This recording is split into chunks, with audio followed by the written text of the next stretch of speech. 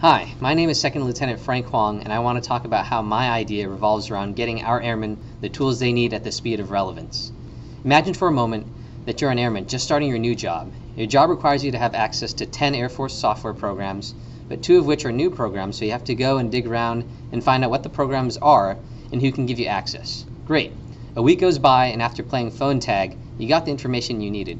You go ahead and write up your appointment letters and route it to your supervisor, who routes it to your flight commander, who routes it to the superintendent, who routes it to the squadron commander's secretary, who routes it to the squadron commander, who might route it up even further depending on who the approval authority is. Okay, great. A few days go by. Now you got those letters signed. Now you have to go down and track down the person who controls access to the software system you need. You send an email to a single point of contact who's either too busy or is out of the office. A few more days go by. You get a reply. Sorry, I'm not the right person, but here's the right person. Fine. You get in contact with that person and you get the access you needed 30 days after you needed that software access in the first place. This is the ideal scenario in my squadron and group when it comes to getting access to the software systems the Air Force spend millions and billions on to help our airmen do their job. Worst case scenario, we have airmen who have spent almost up to a year chasing down permissions to tools that were built for them.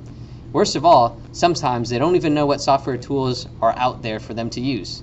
This cycle repeats every time a new Air Force program comes out or when airmen swap out of their jobs. What are the culprits of this big problem?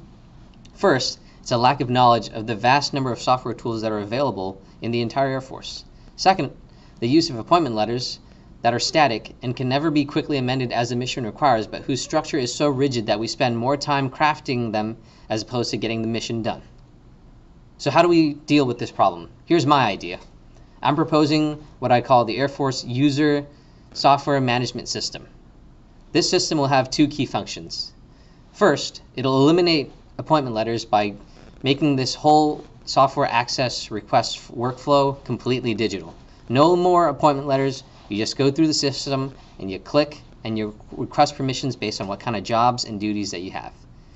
Secondly, by going digital and making this basically this user request access workflow digital, it now makes this data available to a database to learn and figure out what are the programs typically that you would need as an airman doing a particular job. So for example, if you're a resource advisor, this database would be able to suggest to you what kind of tools you would need because there are past data points that have already been logged in the system. So by going digital, we'll be able to give airmen the tools we have spent countless hours and dollars to develop into the hands of airmen at the speed of relevance. Join me in making this software system a reality in today's Air Force.